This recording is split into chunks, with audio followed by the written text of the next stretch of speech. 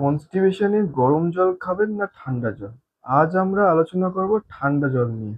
ঠান্ডা জল অর্থাৎ যার মধ্যে জ্বরের মলিকিউলস গুলি নড়াচড়া বিশেষ করছে না। অর্থাৎ এর মধ্যে জলের মলিকিউলস গুলি মোশনে নেই বা এনার্জিও অনেক কম। তো যখন ঠান্ডা জল খাওয়া হয় তখন কি হয়? ডাক্তারি পরিভাষায় বলতে গেলে ভ্যাসোকনস্ট্রিকশন অর্থাৎ পেটের মধ্যে বিভিন্ন অঙ্গ প্রত্যঙ্গে রক্ত সঞ্চালন কমে যাবে এবং পেরিস্টালসিস অর্থাৎ খাদ্যনালীর যে নড়াচড়া সেটিও যাবে কমে। এর ফলে কি হবে?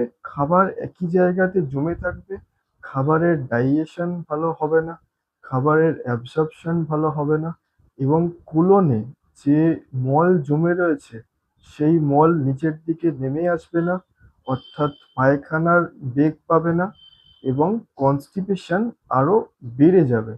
তো এই জন্য যাদের কনস্টিপেশন রয়েছে তারা যদি ঠান্ডা জল বা ঠান্ডা পানীয় বেশি খান তাদের কিন্তু কনস্টিপেশন আরো বেড়ে যাবে।